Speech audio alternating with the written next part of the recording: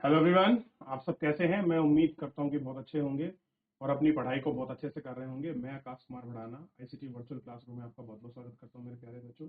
जैसे आपको पता है 10th क्लास है, अरेंजमेंट लेक्चर है मेरा, तो आप ध्यान रखिए। हम आपके फिफ्थ चैप्टर तक आपका पढ़ चुके थे। आज हम लोग 6 नंबर का चैप्टर पढ़ रहे हैं, विनिर्माण उद्योग। तो सबसे पहले ये आपको क्लियर होना चाहिए कि विनिर्माण में हम किन किन चीजों को देखते हैं और किन किन चीजों को पढ़ते हैं। तो बेसिकली विनिर्माण की हम अगर बात करें तो इसके अंतर्गत क्या आता है। तो आप देखिए, दिवाली के अवसर पर हरीश अपने माता पिता के साथ बाजार गया। दीपावली होती है और बहुत बड़ा हमारा आपका फेस्टिवल है, उसमें वो आपका बाजार गया। उसने उसके लिए कपड़े जूते खरीदे, माने बर्तन, चीनी, चाय और मिट्टी के दीपक, यानी कि मृदा मतलब मिट्टी। ठीक है, आप बिल्कुल कंफ्यूज ना होइए। हरीश ने देखा कि दुकान अत्यधिक सामान से भरी थी। चीजों को इतनी अधिक मात्रा में देखकर वह हैरान था। उसके पिता ने समझा कि जूते, कपड़े, चीनी आदि बड़े उद्योग में मशीन द्वारा बनाए जाते हैं। कह रहे चाहे आपका जूते हो, चाहे कपड़े हो, चाहे चीनी हो, ये सब क्या होते हैं, ये आपका मशीनों द्वारा बनाए जाते हैं। छोटे उद्योग में बर्तन बनाए जाते हैं तथा दीपक जैसी चीजें आपका व्यक्तिगत और कारीगर द्वारा घरेलू स्तर पर बनाई जाती हैं। कैसी हैं? घरेलू स्तर पर बनाई जाती है। कच्चे पदार्थ को मूल्यवान उत्पाद के रूप में परिवर्तित अधिक मात्रा में वस्तुओं के उत्पादन विनिर्माण या वस्तु का निर्माण कहा जाता है। कह रहे हैं क्या आप जानते हैं कि कागज, लकड़ी, चीनी, गन्ने से लोहा इस्पात से तथा एल्युमिनियम बॉक्साइट से निर्मित है। क्या आप यह भी जानते हैं कि कई किस्म के कपड़े ऐसे रेशे से बने रहते हैं जो रेशम उद्योग के बने हैं। किससे बने हैं? रेशम उद्योग आदि के सारे ये चीजें जो है आपका बने होते हैं। द्वितीय कार्य में लगे व्यक्ति कच्चे माल को परिष्कृत वस्तुओं में परावर्तित करते हैं। स्टील, कार, कपड़ा उद्योग, बेकर तथा पेयजल पदार्थ संबंध में श्रमिक इस वर्ग में के अंतर्गत आते हैं। कुछ व्यक्ति सेवा प्रदान करने में रोजगार पाते हैं। इस अध्याय में हम द्वितीय क्षेत्रों के अंतर्गत विनिर्माण उद्योग के आपका विषय में पढ़ेंगे। ठीक, और किसी देश की आर्थिक उन्नति विनिर्माण के विकास को मापती है। क्या मापती है? उसके विकास को आपका मापती है। जैसे अब आप इसमें देखिए, विनिर्माण का महत्व। विनिर्माण उद्योग सामान्यतः विकास तथा विशेषता आर्थिक विकास की रीढ़ को समझा जाता है। यानी कि विनिर्माण है क्या, उसकी बेसिकली रीढ़ की हड्डी क्या, इन सबको समझा जाता है। क्योंकि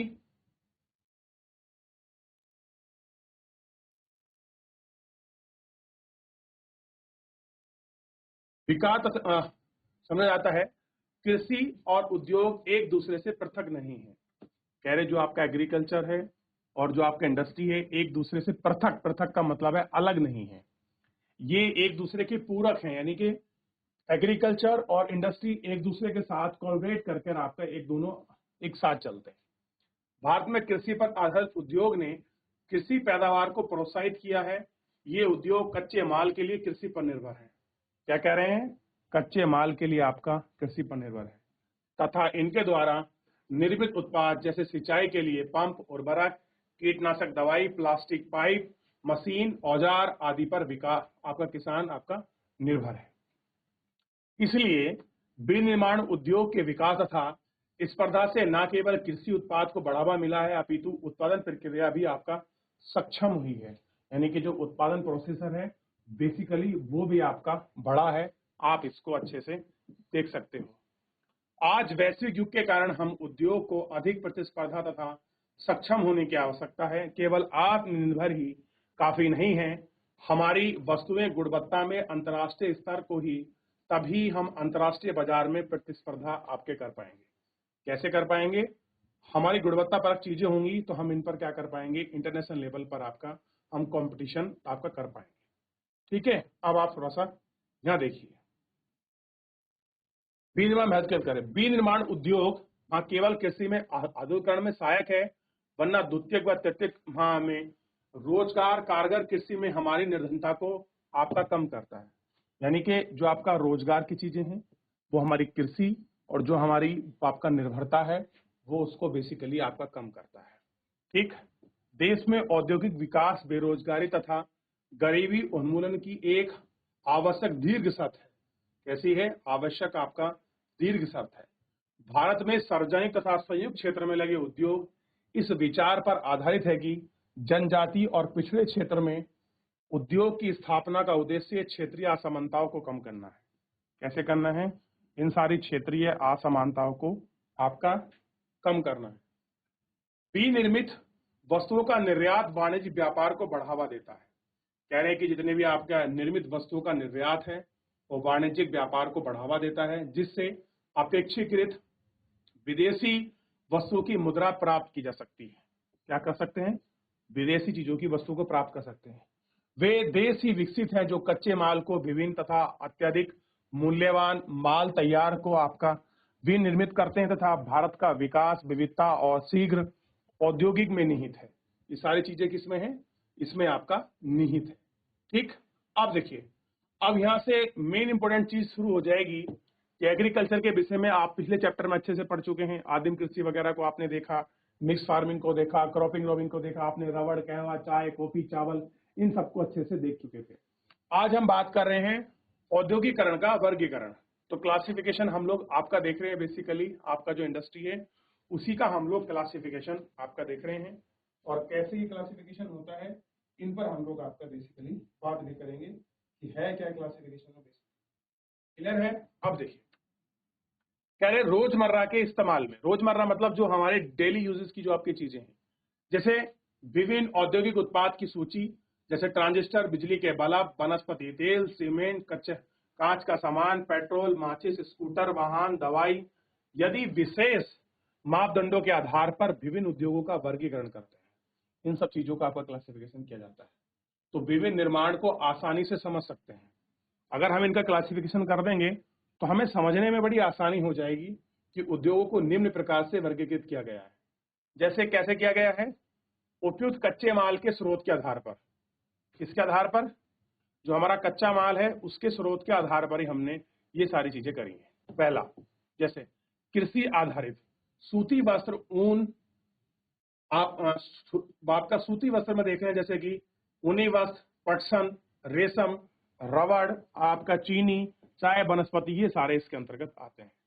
खनिज आधारित उद्योग की हम लोग बात कर रहे हैं, लोहा, इस्पात, सीमेंट, एल्यूमिनियम, मशीन, औजार, पेट्रोलियम, ये सारी चीजें इसके अंतर्गत आपका आती है। ठीक, और ये इसको आपका निभाती है। ठीक है ना? अब कह रहे हैं भूमिका के आधार पर। ठीक है, भूमि का मतलब किसकी कितनी इंपॉर्टेंस है और किस बेसिस पर हम लोग इसको देखेंगे, ये इसकी भूमिका है। जैसे इसमें अगर आप बात कर रहे हो भूमिका की, तो पहला देखिए आधारभूत उद्योग, एक है उपभोक्ता उद्योग, ये हमको इसमें देखने हैं, और फिर इसके बाद हो जाएगा पूंजी निवेश के आधार पर उद्योग। अब आप सबसे पहले जो आधारभूत उद्योग है उनको देखेंगे, जिनका उत्पादन कच्चे माल पर दूसरे पर आपका निर्भर है, जैसे लोहा इस्पात, तांबा प्रगलन व आपका एल्यूमिनियम स्मेल्टिंग उद्योग। तो ये इस पर आपका मेन आपका प्राइमरी आपको दिखाई देगा कि आधारभूत इंडस्ट्री कैसी है और क्या क्या ये चीजें आपकी चली हैं, किस तरह से हैं, आप इनको समझ सकते हो। ठीक है, अब कह रहे हैं उपभोक्ता उपभोग, जो उत्पादन उपभोग के आपका सीधे उपयोग हेतु करते हैं, जैसे जो आपके कंज्यूमर को जो चीजें चाहिए, जैसे आपका चीनी हो गया, दंतमंजन यानी कि जो आपका पेस्ट हो गया, कागज हो गया, आपके पंखे हो गए, सिलाई मशीन, ये सब चीजें इसके अंतर्गत आती हैं। जैसे लोहा इस्पात, तांबा प्रगलन यानी कि जहां पे कॉपर की आपके स्मेल्टिंग होती है, ये सब कैसी है? आधारभूत है, बेस आपका इंफ्रास्ट्रक्चर। यहाँ पर हमको रॉ मटेरियल आपका चाहिए। क्लियर? और आप जानते हैं कि जितना भी रॉ मटेरियल है वो आपके प्राइमरी सेक्टर से ही आता है, जो प्राथमिक क्षेत्र है उन्हीं क्षेत्रों से ये बेसिकली आपका आता है। ठीक, तो ये इसके आधार पर था। तो सबसे पहले एक बार यहां से आपको नजर दौड़ाइए कि क्या आपको कुछ समझ आया कि मशीनीकरण से हमारी कृषि में कैसे एक दूसरे के साथ आपका चलते हैं, कैसे हम ये काम करते हैं, तो बेरोजगारी, आपका डेवलपमेंट और आपका इंडस्ट्रियलाइजेशन बढ़ता है, किन किन चीजों को हम जो है इसके अंतर्गत आपका देख पाते हैं और आपका समझ पाते हैं। ठीक है, तो अभी हमने ये देख लिया। अब थोड़ा सा आगे बढ़ते हैं और आपका कैपिटल के बेस पर, पूंजी के बेस पर पढ़ते हैं। एक लघु उद्योग को परिसंपत्ति की एक इकाई पर अधिकतम निवेश मूल्य के परिप्रेक्ष्य में परिभाषित किया जाता है। कह रहे कोई भी एक लघु उद्योग है और उसकी जो कोई अगर अब आपका परिसंपत्ति एक यूनिट है, उसमें अधिकतम निवेश में परिप्रेक्ष्य की परिभाषा किया जाता है। यह निवेश सीमा के साथ परिवर्तित होती है, अधिकतम स्वीकार्य कार्य के आधार पर की जाती है। निवेश मूल्य पर समय के साथ बदलती है। वर्तमान में अधिकतम निवेश 1 करोड़ रुपए तक स्वीकृत है। अगर आप किसी को लघु इंडस्ट्री कहोगे तो उसके लिए एक क्राइटेरिया है, सबसे पहले इन्वेस्टमेंट कितना है, मैक्सिमम 1 करोड़ रुपए, 1 CR का इन्वेस्टमेंट है, ठीक है। उसकी समय सीमा, ये सारी चीजें आपके चेंजेस होती रहती हैं और इसी को हमने बोल दिया है कि भैया ये क्या है, आपका लघु इंडस्ट्री है, ठीक है। तो आपका MSME इंडस्ट्री के बारे में आपने सुना होगा, क्लियर है। ये उसी में एक पार्ट के अंतर्गत आती है। 1 करोड़ तक का इन्वेस्टमेंट ये आसानी से ले सकते, क्लियर है। देखिए इसको एक बार फिर आगे बढ़ते हैं। अब बात कर रहे हैं आपका स्वामित्व के आधार पर, ओनरशिप। सार्वजनिक क्षेत्र में लगे सरकारी एजेंसी द्वारा प्रतिबंधित तथा सरकार द्वारा संचालित उद्योग जैसे Bharat heavy electronic limited, steel authority of India limited, ये सारी चीजें इसके अंतर्गत हैं और आप इनको अच्छे से देख भी सकते हो, ठीक है। अगला है आपका निजी क्षेत्र के उद्योग। निजी क्षेत्र के उद्योग मतलब आप देखिए, एक व्यक्ति के स्वामित्व और आधार द्वारा संचालित और आपका लोगों के स्वामित्व या उनके द्वारा संचालित, जैसे आपका टिस्को, बजाज ऑटो लिमिटेड, ये क्या है आपका निजी क्षेत्र। निजी का मतलब जिस व्यक्ति की आपका अपनी पूंजी लगकर कोई उद्योग बना हो उसको हम निजी कहते हैं। जैसे मान लीजिए आप हैं, मैं हूं, कोई अपना पैसा लगा कोई फैक्ट्री को आपके बनाए और चलाए, तो वो कैसी होगी, निजी होगी। स्वयं ऑनरशिप है, मैं उसका मालिक हूँ, नियम कानून सब चीजें मैं अपने हिसाब से आपका देख सकता हूँ, मैं उसका मैनेजमेंट बात कर सकता हूँ, तो ये ऑनरशिप के बेस पर है। सेकंड है संयुक्त राज्य। एक वैसे उद्योग जो राज्य सरकार और आपका निजी क्षेत्र के संयुक्त प्रयास से आपका चलते हैं, जैसे ऑयल और इंडिया लिमिटेड। कैसे हैं, ऑयल और आपका इंडिया लिमिटेड, इन सबको आपका देखा जाता है, ठीक है। ये हमको देखना है।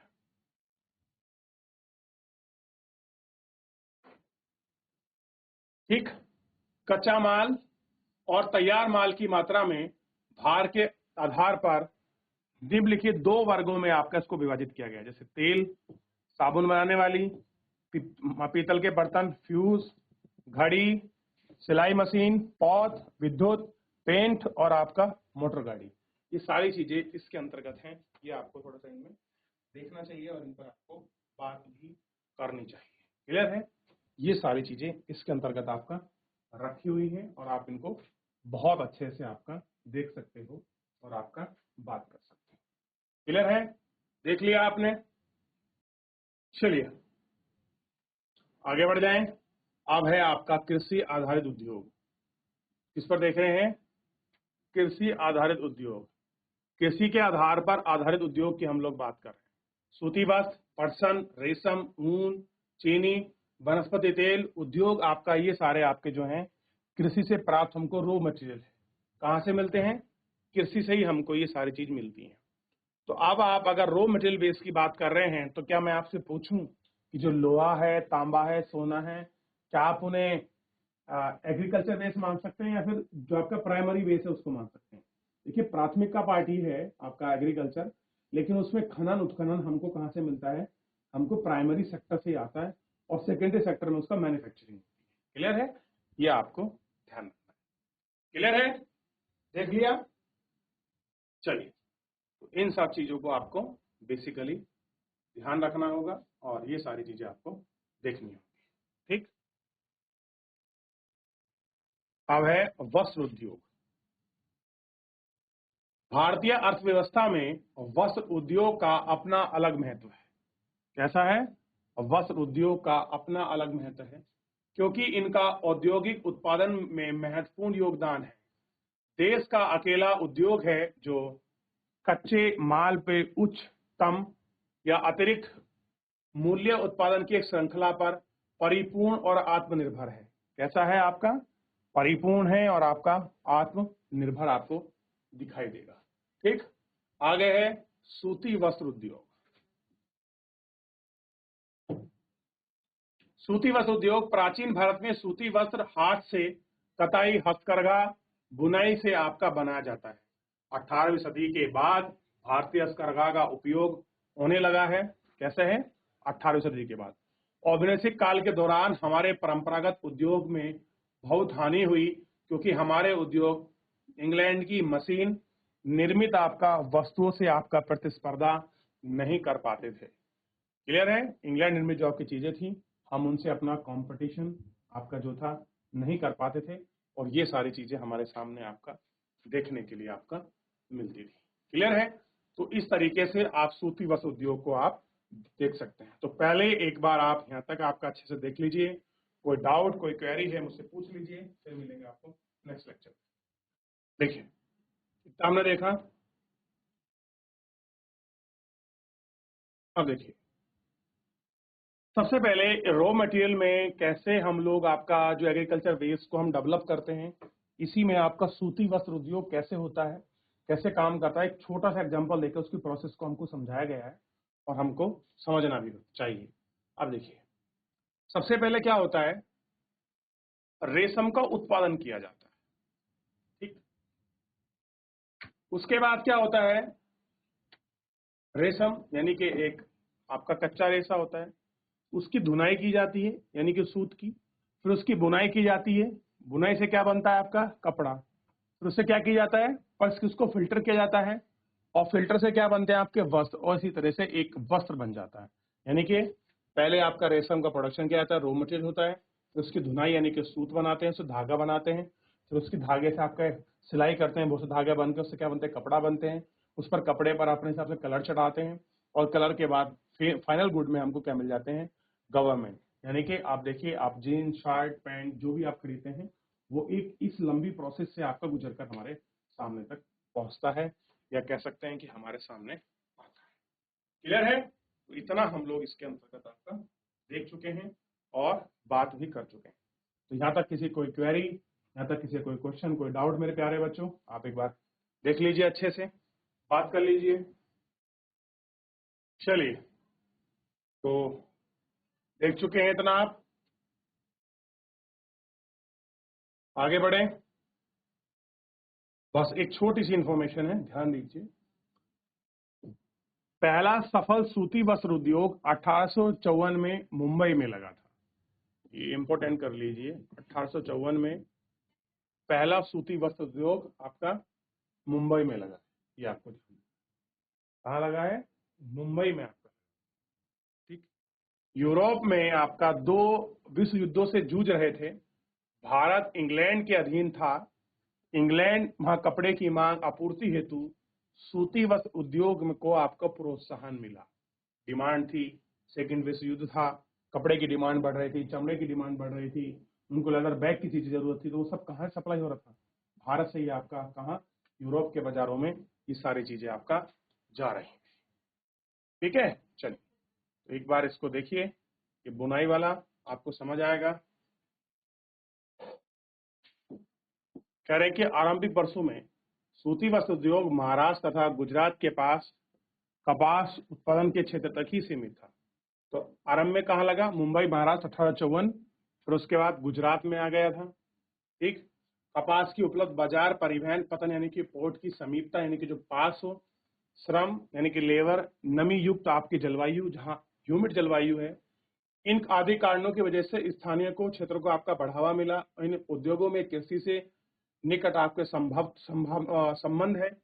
कृषि कपास चुनने वाले, गांठ बनाने वाले, कताई करने वाले, रंगाई करने वाले, डिजाइन बनाने वाले और आपका पैकेट बनाने वाले और सप्लाई करने वाले यहाँ के जैविक प्रदान करता है। इस उद्योग के कारण रसायन रंजक, मील स्टोरेज, पैकेजिंग सामग्री, इंजीनियरिंग उद्योग की मांग बढ़ी है।